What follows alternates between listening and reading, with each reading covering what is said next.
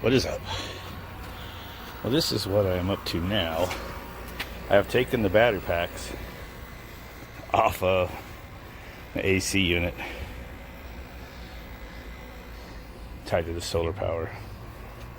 I think I already have a video clip of it, but the battery pack in here is fucked. I didn't have a regulator on it yet.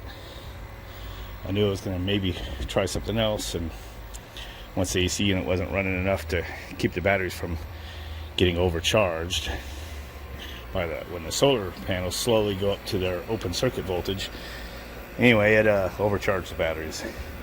So smoked that whole pack. The other pack was perfectly fine. This pack here has some swollen ones. This one. Some of them will still be good, and then a couple of these in the middle. But looks like most of them are fine. And what I'm doing is putting them on this rack, 4 in series to make 48 volts. Then another 4 in series. Then I'm paralleling those up on each shelf. Then putting a fuse on it, and then I'm combining 2 shelves, probably to each circuit. This is just temporarily hooked up there to figure out how I'm going to enclose this. And then I'm just going to keep running, power leads up here to these rails, and then you got this humongous wire that's going inside to that new hybrid solar battery charger / inverter that I bought to play around with. So I have these humongous cables going inside to the battery input, 48 volt, so it's got to be high current. And then I got my high voltage solar array still comes over off of that, which I just connected from the VFD here. 330 volt DC solar array in my backyard. It's going into that controller inside. So high voltage, lower amps, and then you got lower voltage, high amps, when you collectively combine all these batteries. And what the idea is, I'm going to use as many of these lead acid batteries as I have, just to get up here, and we'll test them once it's all said and done and charged off, kind of see how it goes. And then a friend has some other various batteries, some lithium ion phosphate, maybe some other kinds. Might hook them up in its place, get them charged up, and then compare them. He's saying that there's a lot more storage capacity, in lithium than there is in the lead acid. So given the size, the physical size, so he thinks, just a couple packs of some of the batteries he has might equate to a whole stack of these lead acid batteries. So we'll find out. These are the Eaton batteries, sealed lead acid. So here we are. And I know the ratings were kind of misleading because it gives you the rating for each cell, and there's 6 cells inside each one of these. But obviously, when I had a pack, just one pack hooked up before, I was able to run my 3-phase compressor off of it. So it does have some power ability. The kilowatt hours, not so sure of. So we'll do some messing around. These were used batteries changed out of a server rack. Featured these in my earlier videos. I got them for free. So it sucks that I ruined a chunk of them, but they were free. So, and these things go on the internet anywhere from like $35 up to like $60 a battery. So far right here I have 4, 8. So this could be 16, right there. 24, and then another stack of 8 will be 32, and I'll get a little higher than that probably before I consider this rack done. It seems that all these batteries are probably going to be good, even the ones that are the most swollen. I haven't charged these in a while. I've unplugged them a while back, and look at this. Oh man, it takes a lot of current to get one of these fans going from a dead stop. So these batteries should be okay. So yeah, I could use pretty much every battery in there. I haven't tried those. Let's do that for shits and giggles. Of course, these batteries over here are totally fucked. There's like nothing in them. I don't even think I'll find 1 or 2 down in there that's any good. I'm just going to leave those in that tote and turn it into the scrap pile. Okay, this is just a temporary setup.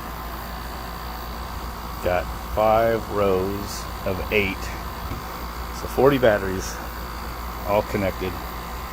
And for now, just going to cover it with this bag in case it rains, and also this thing condensates, you know, when it's humid enough and drips on there. So that little cheap rack from Amazon is working. So the order is to turn on the batteries. That's on. And then there's a switch under here. Flip that on. And we're going to wait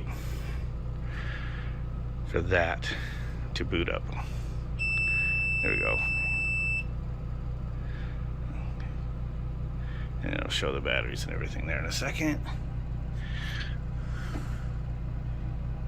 50 volts, 50.2 volts, all those batteries out there. So now, oh, and the inverter just kicked on and turned on that light. Flashing AC / inverter, when it flashes, it's running the inverter output. So now, I'm gonna go back out there and turn on the solar.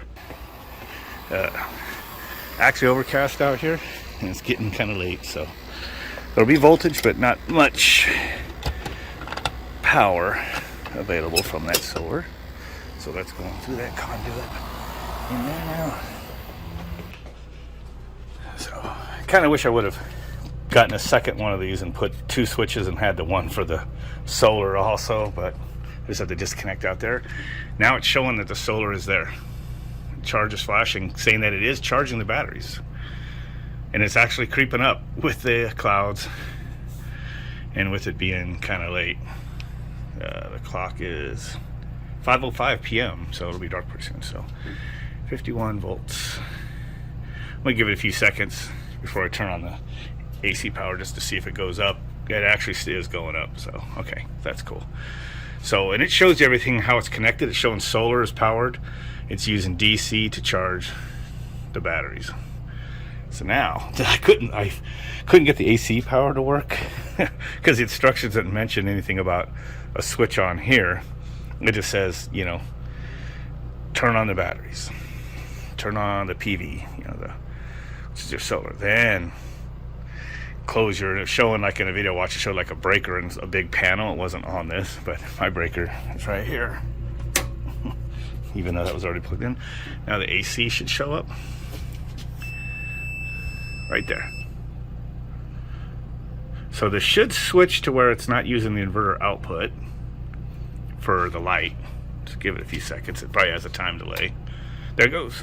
So it just switched that light onto AC power, but the batteries charge upon solar. And there's so many different modes in here, and the mode I have it is that it only charges battery on solar.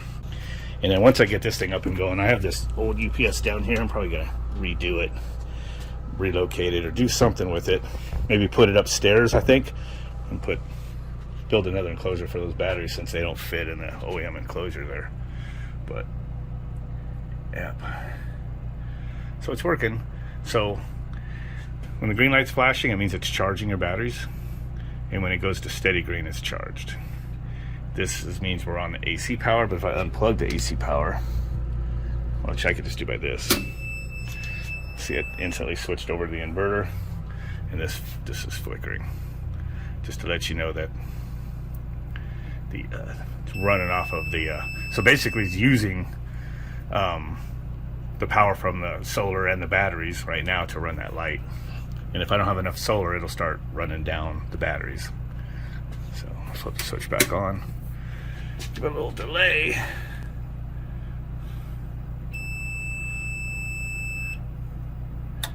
There it goes. Now all the solar power available should start charging up the battery. So I'm going to let it get a few minutes. It might actually charge up that batteries out there. I think it kicks off about 55 volts is what it's set for. I'm going to let it go a while. So I heard this thing beep a couple times. Oh, now it's beeping again. So it's been changing modes of being able to charge and not charge, and that would be getting late in the afternoon and overcast at the same time. So it's not a good test. So tomorrow, this will be probably topped off before noontime, you know, if we get good sun. I like this display. I thought it was going to be pretty basic, but it's pretty clear-cut, descriptive, you know. Got your AC power, and it just shows it bypass over to the light. And if you flip off the AC power, it's going to switch showing DC to AC over to the output, the AC output. And then the solar is, you know, going into batteries. Of course, now I'm running off batteries mostly with the sun kind of obscured. So I'll turn that AC back on. It has a nice little delay. I'm sure you could change the programming, but it's saying, okay, the AC is back. And it's going to meet a criteria of, you know, time delay before it switches, which is good because if you're in the middle of a storm, you know, and your power is flickering on and off every couple seconds while they try to reset it, then, you know, you don't want it to keep switching back and forth. Tell you what, if this was mounted in my house, that beeper would be neutered.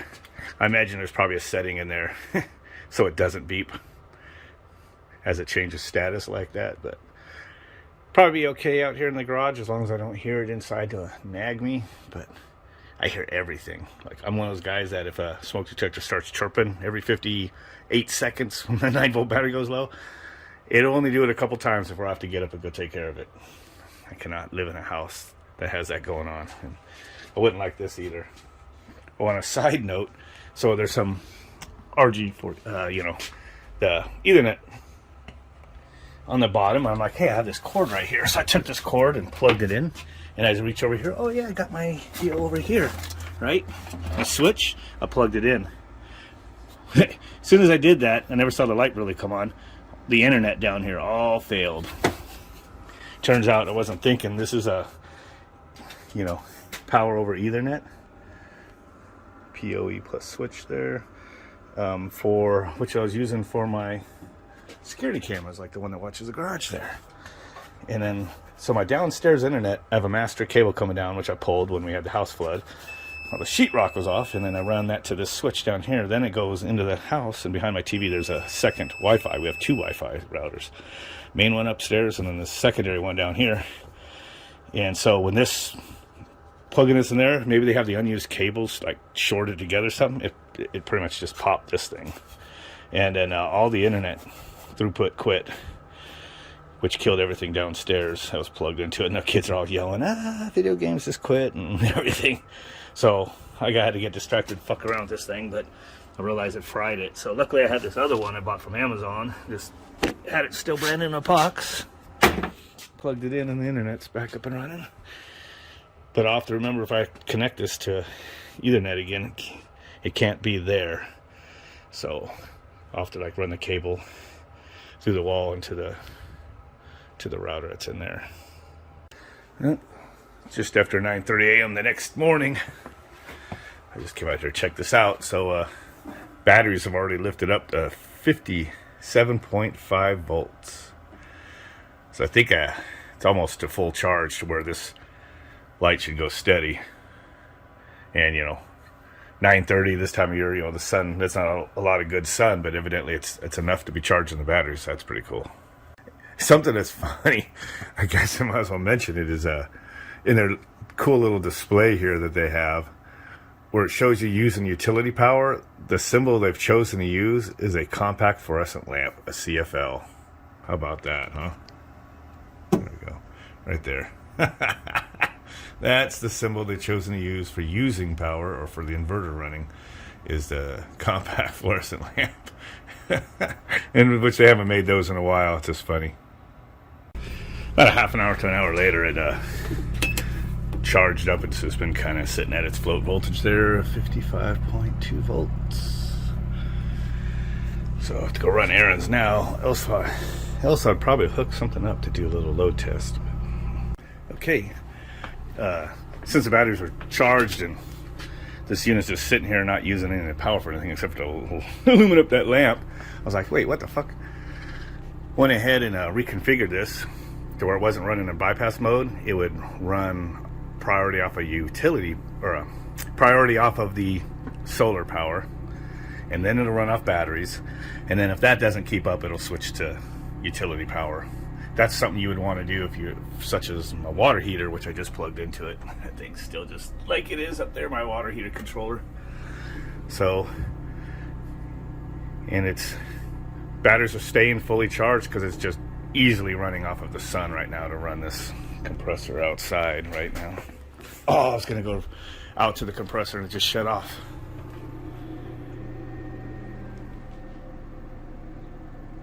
I think it did. I don't know what that was all about.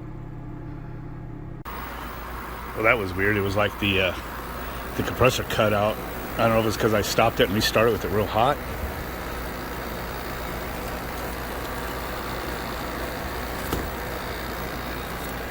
Hopefully my pump's running. This thing sounds like it's working it.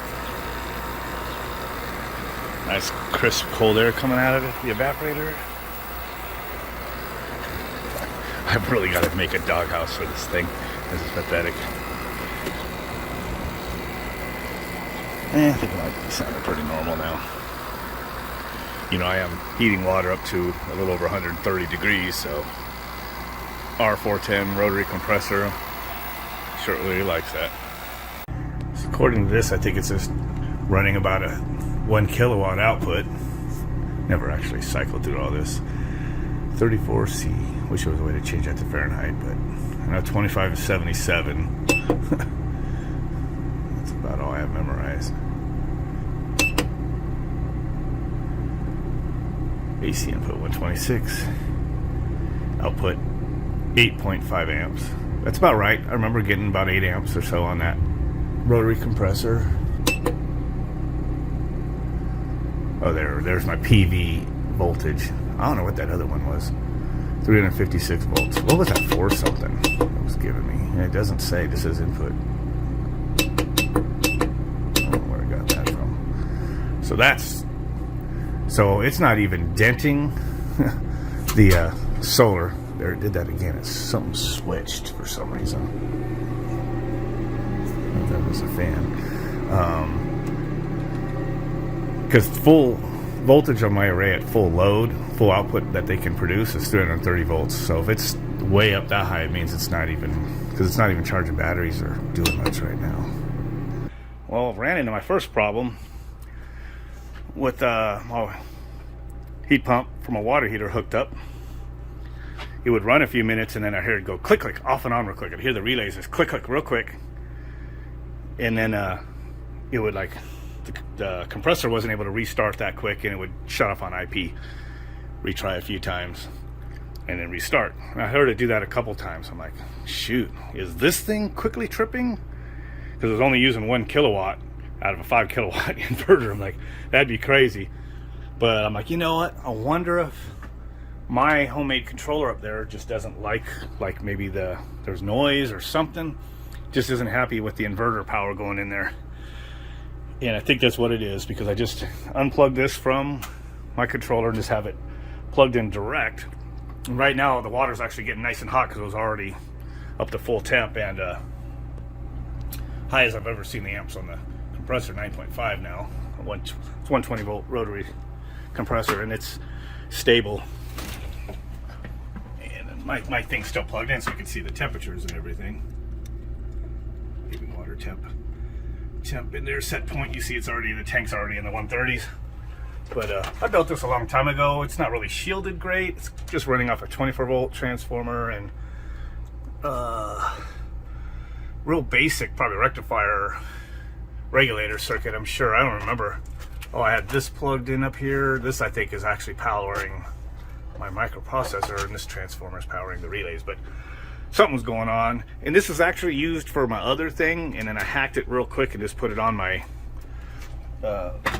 version 2.0 heat pump, and I never really fixed that up. You can see those wires hanging out.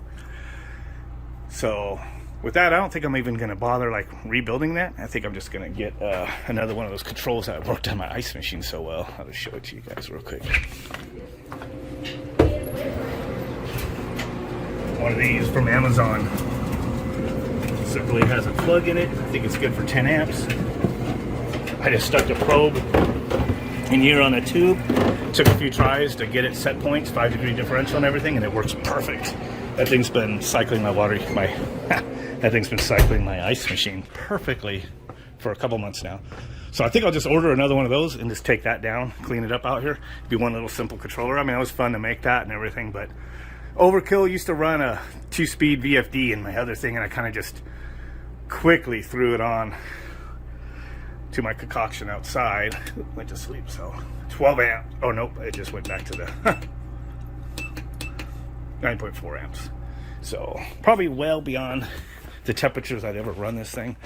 I was just looking on the screen a second ago, and it was just getting into the 500 psi range. I thought for sure it'd be higher. I'm gonna stop this real quick and take a look and get a screenshot. Actually dropped down to like 506 or something. So I think this is like over 600 psi, so it's nowhere close to tripping. So it was not tripping on that. This thing doesn't like high pressure, so I need to get it off of there. But I'll go ahead and turn it off.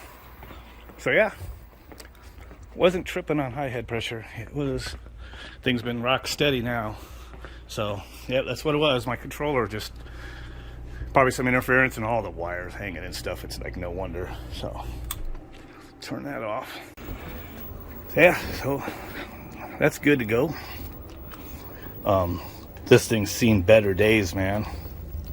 But 4 years of use. Oh no, somebody's here.